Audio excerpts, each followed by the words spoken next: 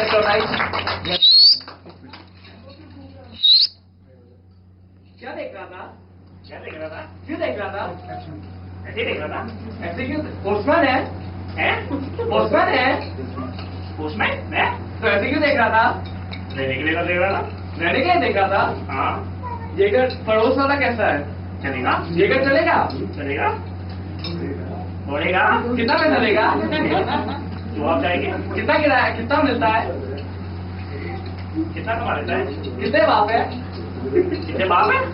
क्यों बाप मैं में कला है, कला से प्यार करता हूँ। ये कला भाई कौन है? कलाभाई कौन है? कला भाई भाई नहीं है, आर्ट होता है। मैं संगीत से प्यार करता हूँ। घर में रेडियो संगीता कौन है? है? कौन सी कंपनी का है? मर्जी का है? घर में टीवी है? है? कौन सी कंपनी का है? HMD का है? घर में रेडियो है? नहीं है? कौन सी कंपनी का नहीं है? पैनासोनिक नहीं है, सोनी नहीं है, सैमसंग नहीं है। तो ऐसे क्या मर्जी में डाल के सुनता है? मैं कुएं की आवाज सुनता हूँ। कौवे की आवाज डायरेक्ट नहीं सुनता है? मैं संगीत से प्यार करता हूँ, संगीत खाता हूँ, संगीत देखता हूँ, संगीत सुनता हूँ। दिखता है? संगीत दिखता है? हाँ। कैसा दिखता है?